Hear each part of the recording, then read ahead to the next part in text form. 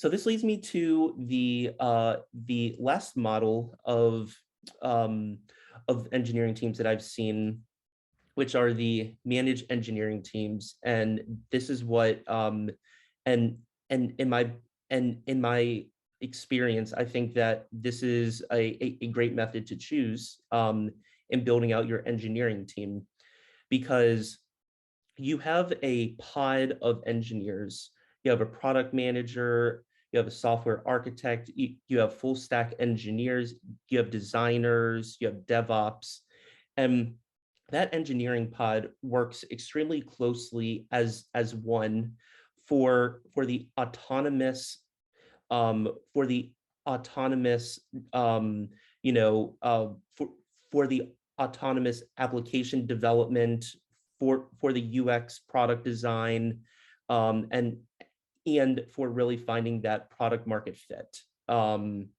So managed engineering teams also provide a lot of scalability, because not all companies need to hire a full-time engineering team, you know, especially when building out an MVP and scaling it, around like the pre-seed, Series A, and even up to the Series B level.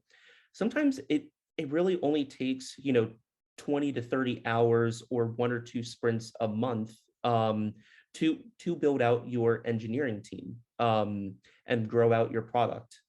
So especially if we take a look at the cost compared to staff augmentation, complete outsourcing and in-house, you can have a full engineering team, of 6 different resources: your product management, your engineers, your architects, your UX UI designers, for a fractional cost. And why I also am a really big fan of the managed engineering team is that um, as a CEO or as a C-suite, you can really be as hands-on or hands-off as it, because you do have that trusted high-level team.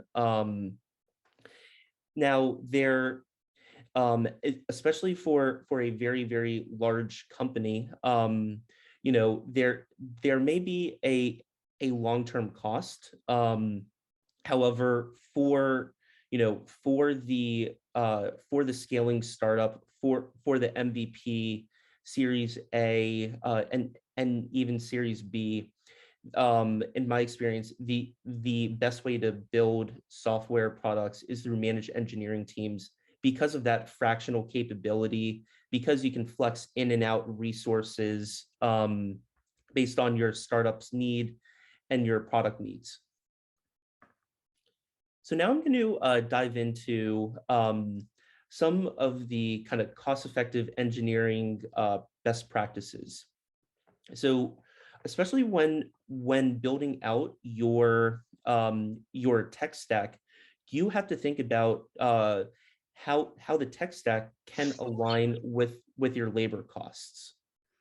So, for example, some of the very, very high level programming languages like C++, C#, those engineers are a lot more expensive than, say, like a Node.js engineer.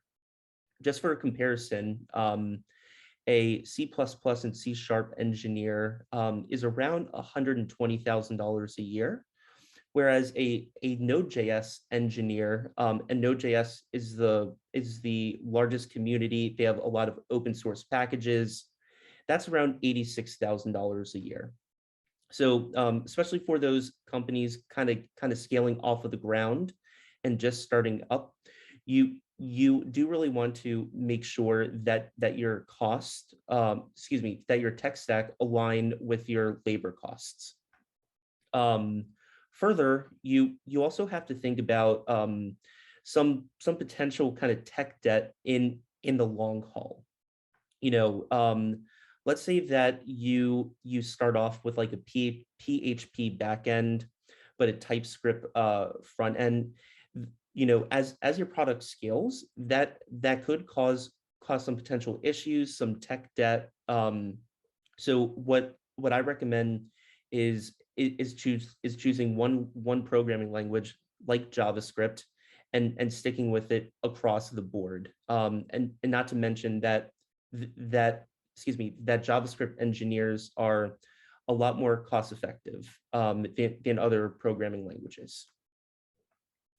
Now, there's this term that's been coming up as of recent, um, and it's the no code and low code. And what that is that there are some platforms where you can actually build out a website, an application, a mobile app without really touching any code or very small amounts of code.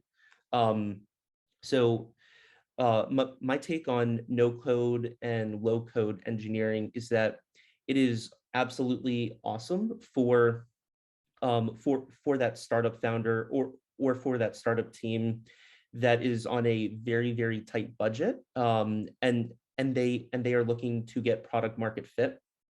However, as the product scales up, you will probably have to scrap the build so that you can take into account your growth, product scalability, features, etc.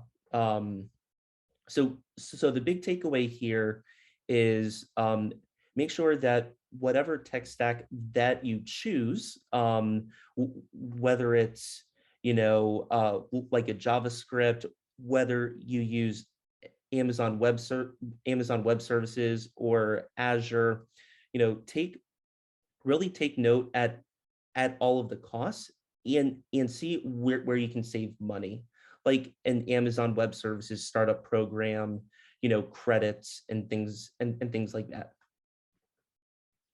So I want to wrap up today's presentation here, by by saying that, these are the four types of methods that I've seen engineering teams work in.